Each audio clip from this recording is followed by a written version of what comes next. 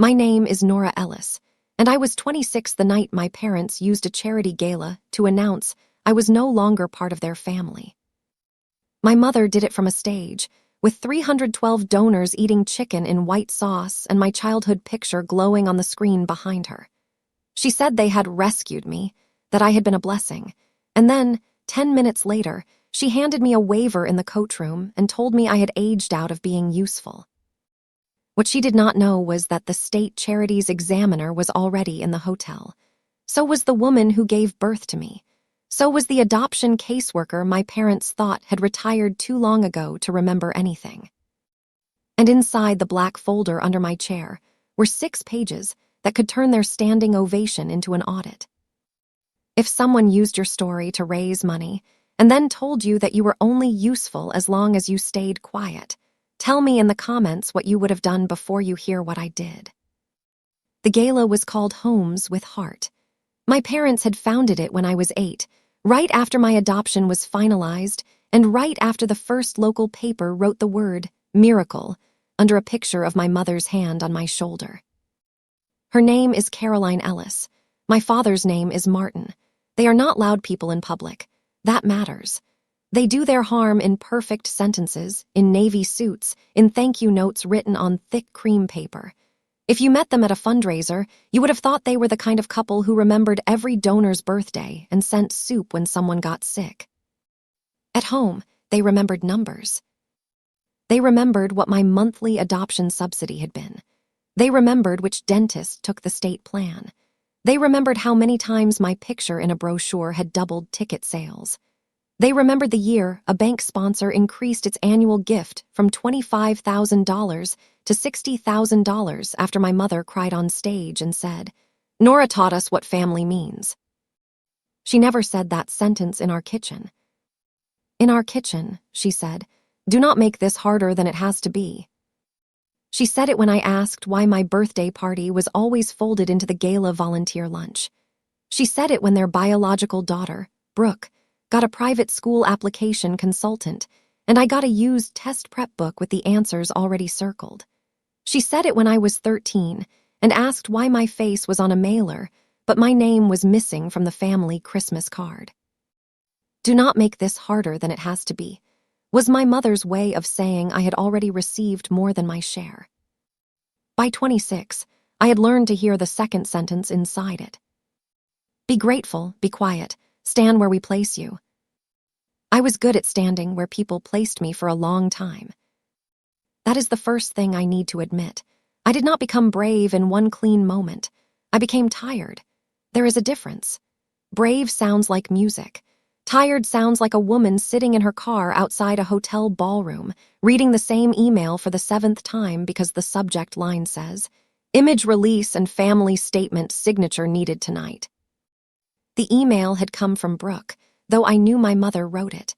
Brooke had never used a semicolon in her life. "Nora, please do not overthink this. Tonight is about the mission. Mom and Dad need you to sign the release so the foundation can keep using archival materials in the donor package. Since you are stepping away from family obligations, this keeps everything clean." Stepping away. That was the phrase they had chosen for being pushed out. 6 months before that gala, I still believed the worst thing my parents had done was love me less. I thought the wound was emotional, which is the kind of wound families can deny forever because nobody has to notarize a cold dinner table. Then I took a job as a program coordinator at a youth legal clinic, and a woman named Tessa Park asked me to help organize old guardianship and adoption resource files for a training binder. It was not a dramatic discovery. That is how most important truths enter a life, not with thunder, with a scanner jam and a stack of forms nobody has opened in years. The clinic had permission to use redacted sample records for training. I was sorting cases by county when I saw the agency name on a tab, Bright Harbor Family Services. That was my agency.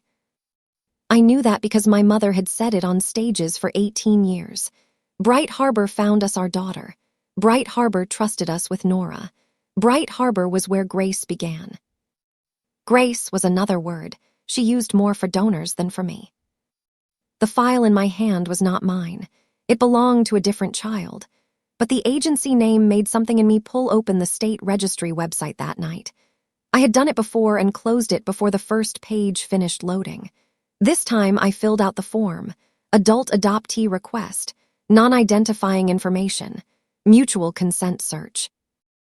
I expected nothing. That was the habit my parents had built into me. Expect nothing and call it maturity. 3 weeks later, I received a letter with a blue stamp on it. My birth mother had registered 7 years earlier. She had renewed the registration every January. She had written one sentence in the contact preference box. If Nora ever wants to know us, please tell her we never stopped leaving room. Her name was Alina Vega. I read that name at my kitchen table at 11:40 p.m. and did not move for 20 minutes. The next Saturday, I met Alina at a breakfast place near the river. She brought her husband, Tomas, and their son Mateo, my half-brother, who was 21 and looked at me like he was trying not to stare at his own future face. Alina had my chin. Mateo had my hands. Tomas had no blood connection to me at all and still stood up when I arrived. I noticed that most. There are people who claim you and people who perform ownership. The difference is visible before anyone speaks. Alina did not ask me why I had waited. She did not cry into me like I owed her repair. She slid a small envelope across the table and said, "These are copies. You can read them here or later. You decide." Inside were 3 things. My original hospital bracelet, a picture of Alina holding me at 2 days old, and a copy of the placement letter stating that Bright Harbor had arranged an open information file, not a sealed secret file, because Alina had asked that I be allowed to contact her when I was grown. I remember staring at the line that said, "Non-identifying updates permitted annually." Annually. Every year, Alina had been allowed to send a short update. Every year, my adoptive parents had been allowed to receive it. Every year, my mother had told me there was nothing to know. "Did they ever send anything?" I asked. Alina looked down at her coffee. That was how I learned the first proof beat. Alina had sent letters for 10 years, not begging letters, not legal threats, just small life updates through the agency. She had sent a photo when Mateo was born. She had sent her corrected medical history after her sister developed a heart condition at 38. She had sent a graduation card the year I turned 18, not knowing if it would ever reach me. Bright Harbor's forwarding log showed each packet marked, "Received by Caroline Ellis." I had never seen one. When I asked my mother later, carefully, without showing her the log, she gave me a slow look over her reading glasses and said, "Nora, not every door needs to be opened just because someone knocks." Then she added the line she had used, since I was small. "Do not make this harder than it has to be." That was proof beat 1, the kept letters. Proof beat 2 came from the foundation. Homes with Heart had always been presented as my parents' act of gratitude. They had adopted one child from foster care, then built a nonprofit to help other children find stable homes. It sounded clean. It photographed well. It made donors feel like they were buying a happy ending in bulk. The problem was that I worked around nonprofit documents now, not as a lawyer. I want to be clear. I was a coordinator, but I knew enough to understand that public charities file public returns, and public returns do not care how nice your mother looks in pearls. So I started reading. The first year I appeared in the annual report, donations jumped by $42,300.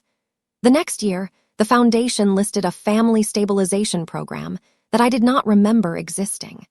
When I was 14, they reported direct youth support expenses that included tutoring, camp, clothing, mentoring, and transitional therapy under my initials. I never went to camp.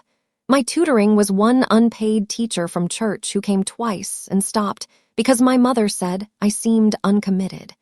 My therapy was 3 sessions with a counselor who told my parents I was guarded, after which they said therapy was making me dramatic. I printed the 990 forms. I printed the brochures. I printed the donor packet with my 8th grade picture on the cover and a caption that said, "Nora's journey from uncertainty to safety." Safety. That word sat on the page like a clean napkin over spoiled food. Proof beat 3 arrived by accident, though I do not believe in those as much as I used to. A woman named Priya from the foundation office sent me the wrong attachment. She meant to send me the volunteer schedule for the gala. What she sent was the board packet. The file name was normal, Q2 Governance Update. Inside, on page 14, under Family Ambassador Transition, my parents had written that I was voluntarily reducing involvement due to personal instability, and that Brooke would assume the public-facing daughter role. Brooke had never packed a foster care welcome kit in her life. Then I saw the next line. Recommended action. Secure Nora Ellis' signature on broad historical likeness release and non-disparagement acknowledgement before Gala program begins. Before Gala program begins. Not after, not later, before I could hear what they planned to say. That was the first time I understood the disownment was not emotional cleanup. It was risk management. They wanted to push me out of the family and keep my story in the fundraising machine. The 4th proof beat came from Elena. When I showed her the donor packet, she went quiet in a way that made Tomas put his hand flat on the table. They used my letter, she said. I did not understand at first. Then she pointed to a paragraph in the Gala booklet. It was a tearful quote from a young mother who chose hope for her baby. I had read it for years. My mother used it in speeches. Donors loved it. Elena reached into her bag and pulled out the original page. Same words, same sentence, but in the original, the paragraph ended differently. Please let Nora know she was loved before she was placed. Please do not turn my grief into shame. The Gala booklet had removed that last sentence. For 18 years, my parents had been raising money on an edited version of my birth mother's pain. That was the midpoint turn for me. Until then, I thought they had stolen my story from me. That was bad enough. But they had also stolen Elena's. They had taken the one sentence where she asked them not to make her look careless and cut it out because shame raised more money than truth. I did not yell. I did not drive to my parents' house. I did the thing my mother always underestimated because she confused quiet with empty. I made copies. I called Bright Harbor. I asked for a complete adult adoptee forwarding log. I asked whether my parents had authorization to reproduce agency letters or birth family statements in fundraising materials. The director, Aisha Coleman, went silent for 3 seconds and then said, "Please send me exactly what you have." I sent it. 2 days later, Aisha called back and used the voice professionals use when they have found a problem and are choosing every word because lawyers may hear it later. Nora, Bright Harbor did not authorize use of those documents in donor materials. She paused. And there is no record that your birth family did either. The 5th proof beat came through a bank because money always leaves a cleaner trail than people do. Homes with Heart had received a restricted grant from Ashford Community Bank. I knew the grant because my mother bragged about it. $480,000 over 3 years for family preservation education and adoptee support programming. The board packet listed me as the adult adoptee consultant for that program. I had never been hired. I had never been paid. I had never seen the curriculum. The bank's grant officer was named Daniel Cho.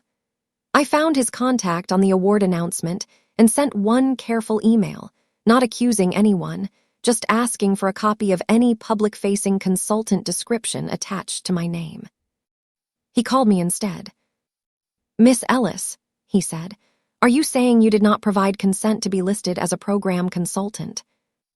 I said, "I am saying I learned about it from a board packet I was not supposed to receive." That is a sentence that opens doors. By the time the gala arrived, 6 people had confirmed they would attend the hotel for different official reasons. Aisha Coleman from Bright Harbor. Daniel Cho from Ashford Bank. Marta Glenn from the State Charities Bureau. Priya, the foundation office manager who had sent me the packet, and then quietly admitted she had been asked to backdate volunteer hours under my name. Elena Vega, my birth mother. And Mateo, my brother, who said very simply, "If they are going to talk about family, I want to hear it." I did not invite them to make a scene. I invited them because scenes are what my parents create when no witnesses are close enough to write anything down. If you want to see how people like this lose control when the paperwork catches up, share this story and subscribe before the gala doors open. The hotel was the Larkspur Grand, the kind of place with gold mirrors and carpet thick enough to hide footsteps. My mother chose it every year because the ballroom made middle-income donors feel rich for one evening, and rich donors feel properly thanked. I arrived at 5:35 p.m. in a black dress I bought with my own money and the black folder in my tote. My name tag said Nora Ellis, Family Ambassador. Under it, someone had added a small gold ribbon that said Founding Story. Founding Story. Not daughter, not coordinator, not board participant, story. Brooke found me by the check-in table. She was 30, polished, and already annoyed that I was not standing where she expected. "Mom needs you near the step and repeat," she said. The step and repeat was the sponsor wall where they photographed donors beside children holding paper hearts. I hated it. I had hated it since I was 12, and my mother pinched the back of my arm to make me smile wider for a county commissioner. "I am going to check the seating chart first," I said. Brooke looked at my tote. "What is in the folder?" "Paper," I said. She did not like that. People who trade in vague pressure hate plain answers. At 6:10, my father pulled me aside near the silent auction table. Martin Ellis looked like a gentle accountant because that was what he was. Gentle in voice, careful with numbers, cowardly with choices. He nodded toward a hallway. "Your mother wants a minute before the program." "Then she can have one." He blinked. I had never said that sentence to him before. Usually I said okay. The coach room was empty except for my mother, 2 garment racks, and the smell of lilies from the lobby arrangement. Caroline stood by the little counter with the waiver already laid flat. She did not hug me. She did not wish me happy birthday, though the gala had been placed on my birthday for the 5th time in a row because donor calendars mattered more than cake. She tapped the page. "Sign this before dinner." I looked at it. It was worse than the board packet suggested. The waiver granted homes with heart permanent rights to use my name, image, adoption history, childhood photographs, and related family narrative for fundraising, educational, and promotional purposes. It also said I would not make statements that could harm the reputation of the Ellis family or its charitable mission. My childhood was in Section 2B. My silence was in Section 4. "Why would I sign this?" I asked. My mother sighed, as if I had forgotten how spoons worked. "Because we gave you a platform." There it was, the entitlement sentence. She had been testing versions of it for years. "We gave you a platform when I did not want my picture on brochures. We gave you a platform when donors asked me personal questions at 12. We gave you a platform when Brooke complained that my adoption made me the center of every event. A platform is what people call a box when they benefit from you standing on it. You gave me a childhood with invoice numbers," I said. She stared at me. My father shifted behind her. I had not heard him come in. "Nora," he said softly, "do not do this tonight." "Do what?" "Embarrass your mother." That told me the whole plan. Not protect the foundation, not protect the mission. Protect my mother from the sound of her own choices in a room that finally had ears. Caroline picked up the pen and held it out. "This is a housekeeping document. After tonight, Brooke will take over as family ambassador. You have been distant and, frankly, unstable. We cannot build a donor program around someone who refuses to understand gratitude." "Gratitude for what?" Her face hardened. "For being chosen." I almost laughed.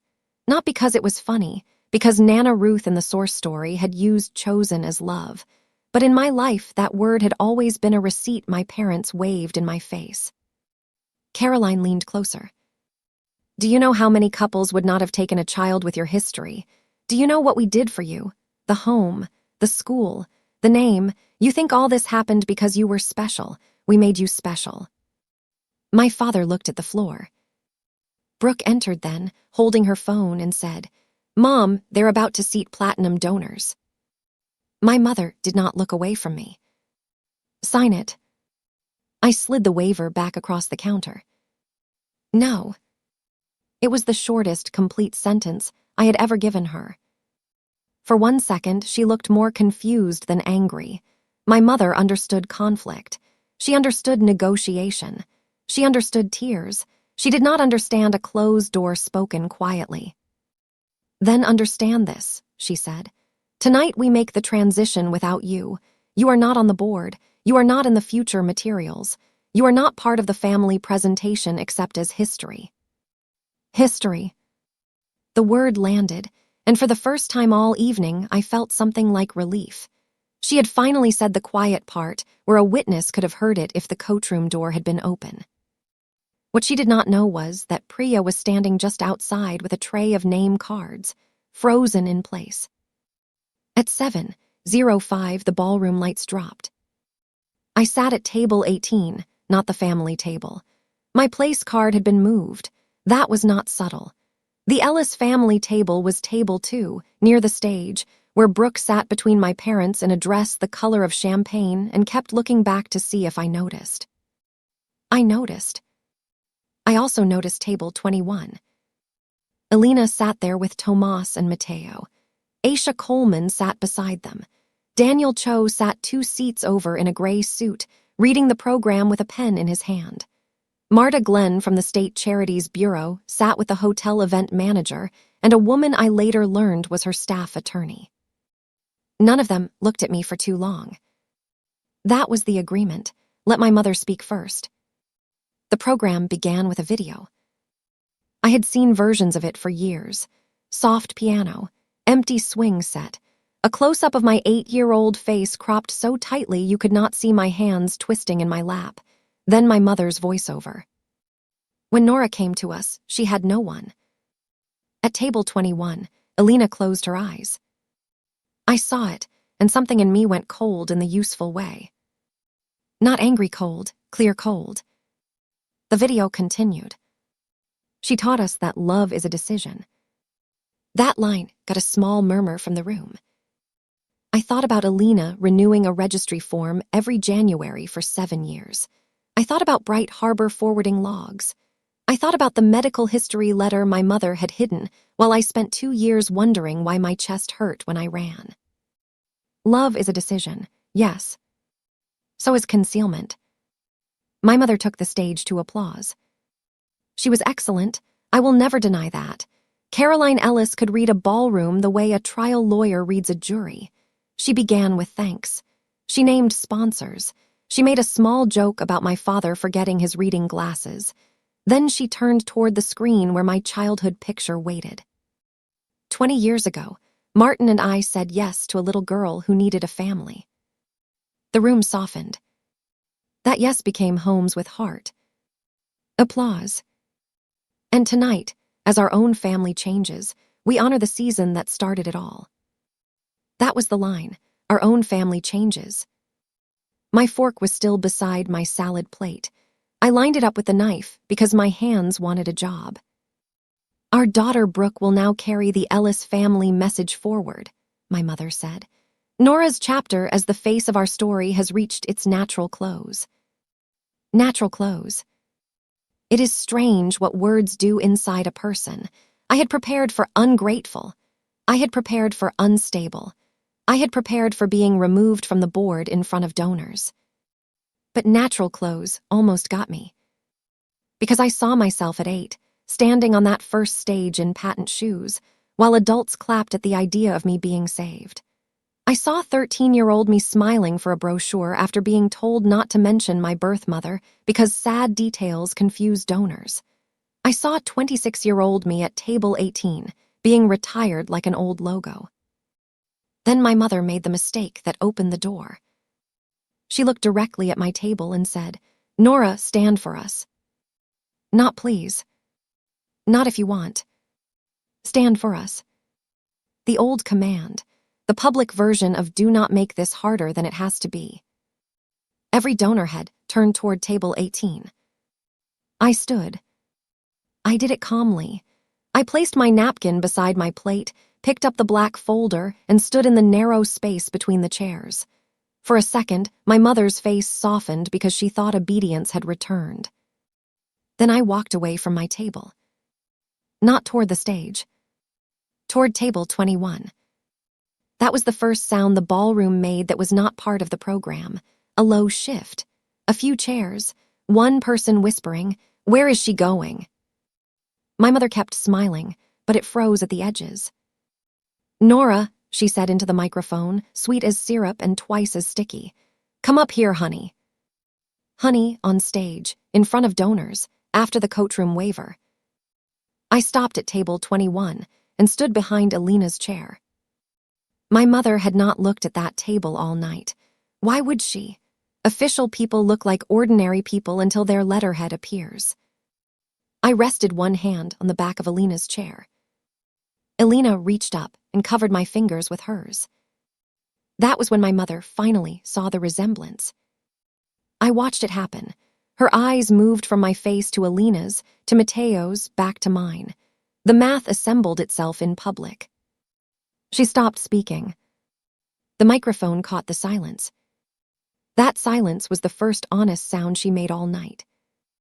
My father stood halfway at table 2, then sat back down when Brooke grabbed his sleeve.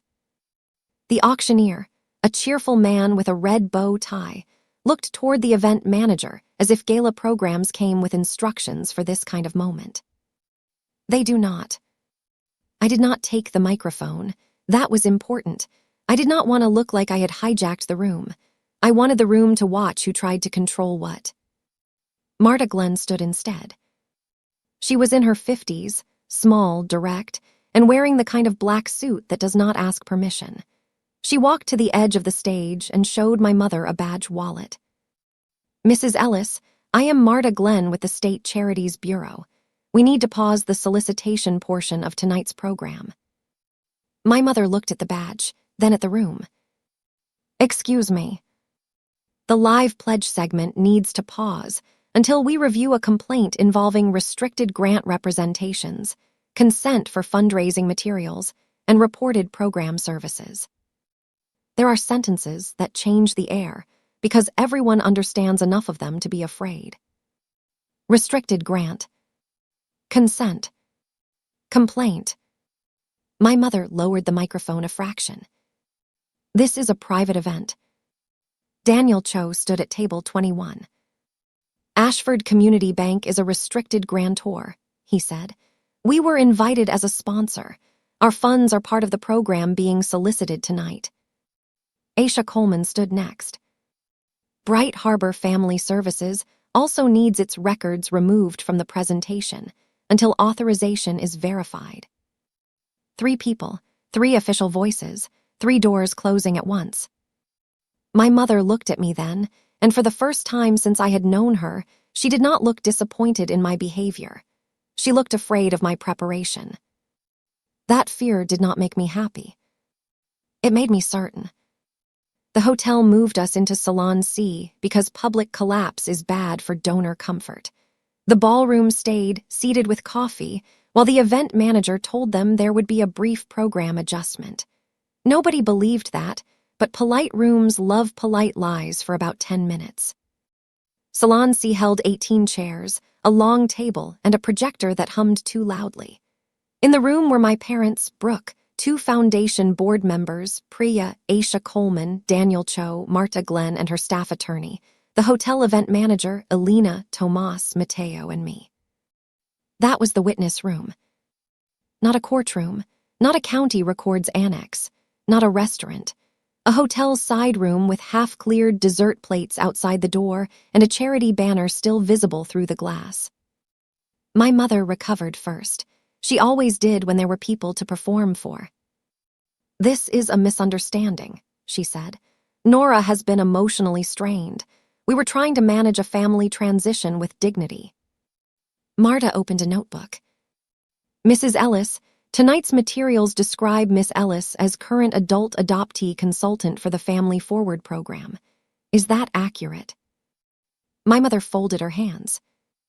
"Nora has informed our work since childhood." Marta did not blink. "That is not what I asked." My father rubbed his thumb across his wedding ring. Brooke stared at the table like she could force a trapdoor to appear. Daniel placed a copy of the grant agreement on the table. The bank approved Year 2 funding based on named personnel and consent-based curriculum narratives. Miss Ellis is listed here at $38,000 annually as lived experience program consultant. He turned one page. Our disbursement file also shows quarterly reports stating those consultant sessions occurred. I felt every eye turn to me. "They did not," I said.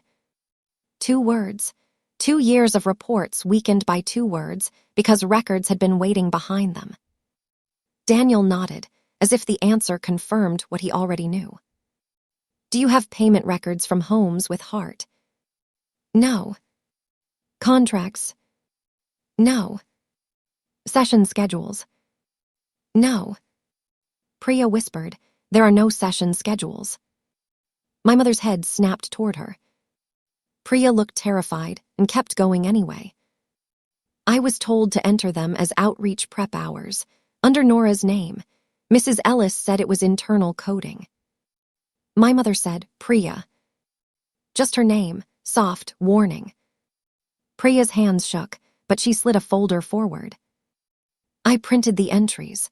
I also printed the email asking me to backdate the April hours before the bank report. That was proof beat 6, and it did what good proof does. It changed the conflict from family cruelty to grant reporting." My mother could explain away a daughter. She could not explain away a staff email. Aisha spoke next. "Bright Harbor reviewed the materials Miss Ellis sent. The Foundation has repeatedly reproduced excerpts from birth family correspondence in donor packets. We have no release from the author, no agency authorization, and no release from Miss Ellis for use of identifying adoption history after adulthood." My mother lifted her chin. "Those letters were part of our family journey." Elena spoke for the first time. "They were my letters." Her voice was low, but the room heard every word. Caroline looked at her the way she had looked at Table 21, not as a person, as an error in the seating chart. Elena opened her own folder. "I sent updates so my daughter would know she had medical history and names. I did not give you permission to cut my sentences apart and put them in pledge books." My mother flushed. "You gave up the right to make claims when you placed her." Tomas's hand tightened on the chair, but Elena did not move. "I placed her with an agreement that information could be forwarded. I did not place her into your fundraising department." That sentence landed so cleanly that even Brooke looked up. Aisha slid the forwarding log into the center of the table. "These are the annual packets received by Caroline Ellis between 2008 and 2018. 10 entries. 10 years. 10 chances for my mother to hand me a letter and let me know I had not come from nowhere." Marta looked at my mother. "Were these letters forwarded to Miss Ellis?" My mother reached for the old sentence. "We made the decisions we believed were best. We gave Nora a platform." There it was again. A platform. Marta wrote it down. I almost thanked my mother for repeating it, because entitlement sounds different when an investigator is transcribing. My father finally spoke. Caroline handled the correspondence. "Cowardice has a sound.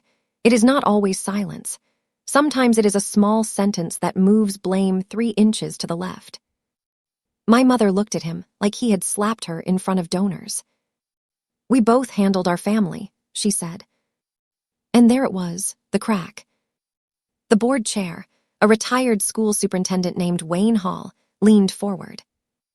"Caroline, Did the board know Nora was being listed as paid program staff?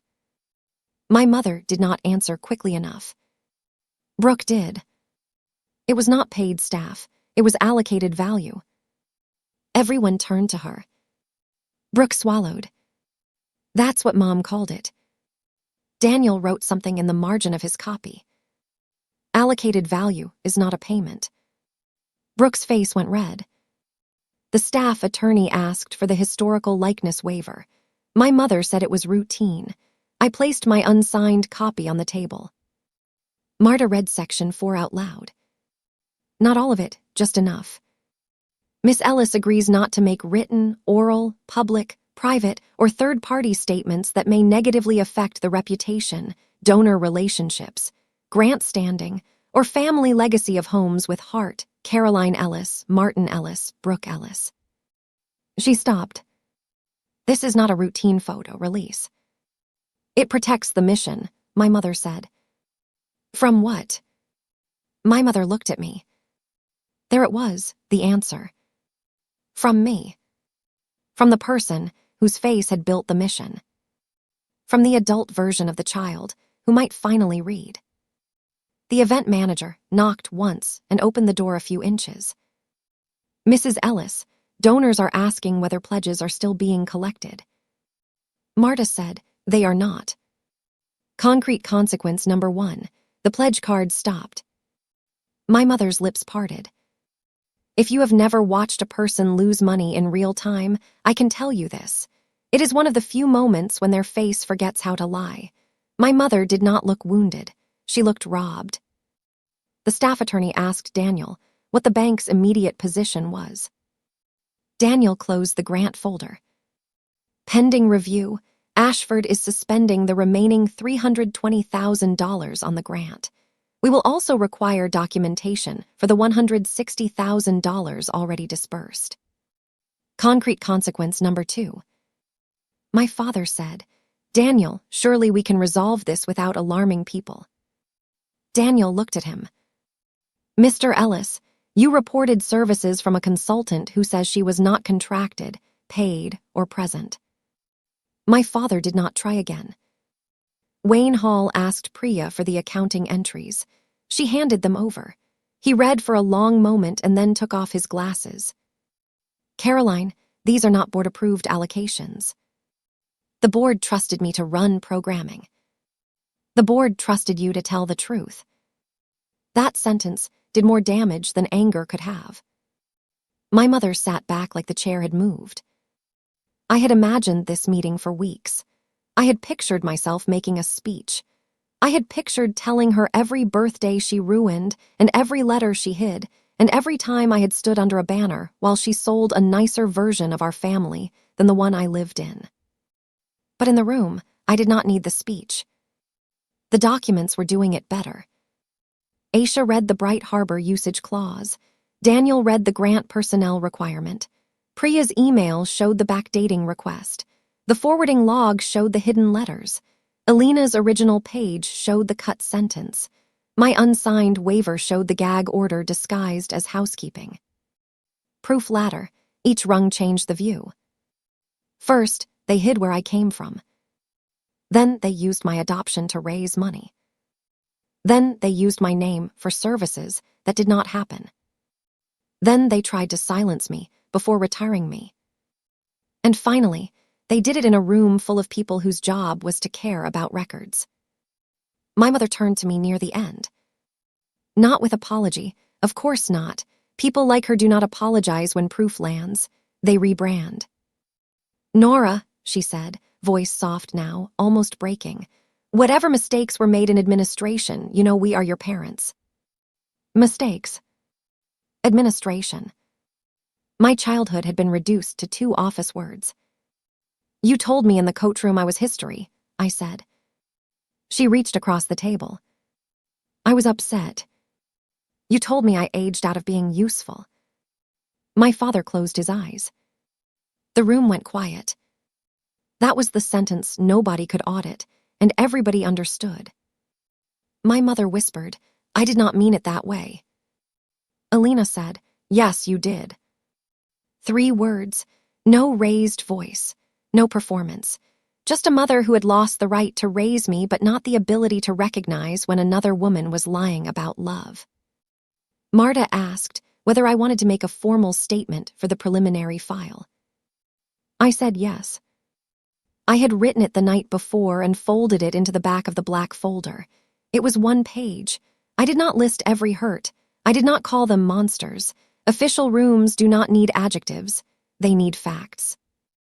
I stated that I had never signed a consulting agreement, never received compensation, never authorized adult use of my adoption history, never received Alina Vega's forwarded letters, and never agreed to be represented as an active family ambassador after being asked to sign a non-disparagement waiver on June 14, 2026. Then I added one final line. I do not consent to homes with Hart using my name, image, childhood photographs, adoption history, birth family correspondence, or personal narrative in future fundraising or program materials. My mother made a sound then, small, angry, almost wounded. Not because she loved the story. Because I had taken back the asset. Marta accepted the signed statement. Aisha accepted Alina's consent revocation. Daniel accepted my declaration about the grant reports. Wayne Hall called an emergency board vote right there in Salon C. The vote was ugly only because my mother tried to stop it. You cannot remove me during my own gala, she said. Wayne looked exhausted. Caroline, the board can suspend the executive director pending investigation. I am the reason there is a board. Tonight you are the reason it needs one. Concrete consequence number 3. Caroline Ellis was suspended as executive director pending review. My father was suspended from treasurer duties. Brooks' ambassador transition was tabled. Priya was instructed to preserve records. The pledge segment was canceled. The bank grant was frozen. Bright Harbor revoked permission to use agency-affiliated materials. The mission did not die in that room. That matters to me. I did not want services for kids to disappear because my parents had wrapped their names around them too tightly. The board appointed an interim director from outside the family. They agreed to notify donors that the program would undergo review. They agreed to remove my childhood photo from the website by Monday at 5 p.m. Monday at 5 p.m.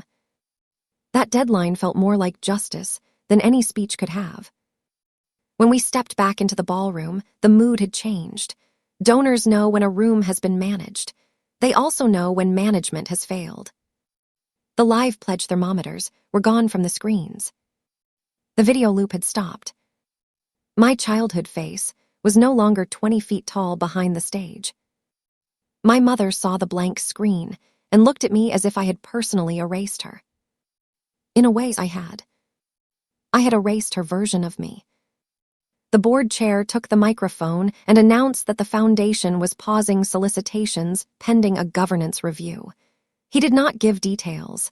He did not need to. The official people walking out of Salon C with folders supplied the punctuation. My mother stood near table 2, stiff and white-faced. Brooke cried quietly, not because she missed me, but because the stage she thought she was inheriting had collapsed before she could step onto it. My father came toward me once. He stopped a few feet away. Nora, he said, your mother did love you in her way. That was the first time I heard how empty that phrase is. In her way. People use it when the normal meaning of love will not fit the evidence. Her way was expensive, I said. He flinched. I do not know what he wanted from me. Forgiveness, maybe, or the comfort of seeing me still available for one last family photograph. He looked older than he had 2 hours earlier. I should have given you the letters, he said. It was almost an apology. Almost. But I had been raised on almost. Almost birthdays, almost protection, almost truth, almost family. I let the sentence stand there between us and did not pick it up. Then Alina came to my side. She did not touch me right away. She had asked me that first breakfast if touch was okay, and she had kept asking until I told her she did not have to ask every time. That night, she still waited. I reached for her hand. My father's eyes moved to our hands, and I saw something break in him that should have broken years earlier. She wrote every January, I said. He nodded once. I know. Those 2 words were worse than denial. I know. He had known and let the envelopes disappear. That was the final thread, quiet, plain, cut cleanly. I walked past him with Alina, Tomas, and Mateo. We did not leave through the service hallway. We left through the ballroom, past the silent auction table, past the sponsor wall, past the place where my parents had photographed me for 18 years. Near the check-in table, the volunteer coordinator stopped me. She was 19, maybe 20, with a clipboard pressed to her chest. I took down your picture, she said quickly. From the lobby easel, I did not know. Thank you, I said. It was a small, practical kindness, and after years of polished cruelty, small, practical kindness can feel almost shocking. Outside, the hotel valet area smelled like rain on hot pavement. Mateo loosened his tie and said, "That was the weirdest family dinner I have ever attended, and no food was involved." I laughed. It came out rough, but it came out. Elena looked at me. Are you okay? I thought about the question. People ask it after public damage because they want the answer to be simple. I was not okay. I was also more okay than I had been at any gala in my life. I am not on the screen anymore, I said. Elena squeezed my hand. Good. That was the emotional receipt, beginning before the practical one arrived. The practical receipt came 6 weeks later in a certified envelope. The State Charities Bureau issued a corrective action letter. It required homes with heart to amend 2 years of grant reports, refund $74,600 in unsupported restricted expenses, remove all adoption story materials lacking written consent, and submit to 18 months of outside financial monitoring. Ashford Community Bank terminated the remaining grant and later reopened a smaller grant under the interim director, with no Ellis family members in paid or officer roles. Bright Harbor sent formal notice that its letters and placement materials could not be used in fundraising. Aisha also arranged for me to receive copies of every update Alina had sent through the years. 10 envelopes. I opened them slowly, not all in one night. That would have been too much. The first had a picture of Mateo as a baby and a note about my grandfather's hands, which apparently skipped Alina and landed on me. The 5th included medical history that would have saved me 2 years of uncertainty. The 8th said, "I do not know if you like birthdays, but I hope one day this reaches you on a day that feels like yours." I sat on my kitchen floor when I read that one. Not because it hurt more. Because someone had imagined me having a birthday that belonged to me before I could imagine it myself. The foundation survived. That is important. It changed its name 9 months later. Homes with Heart became Harbor Family Resource Center.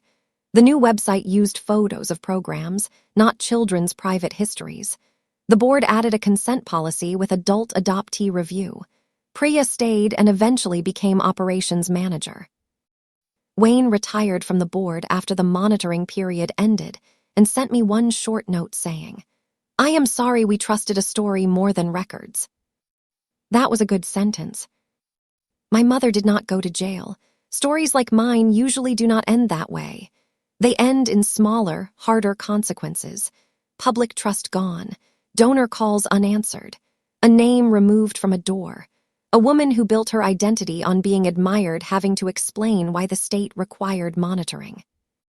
Caroline resigned before the final report was issued. My father paid part of the refund from their personal savings after the insurance carrier denied coverage for intentional misreporting. Brooke removed family ambassador from her professional bio.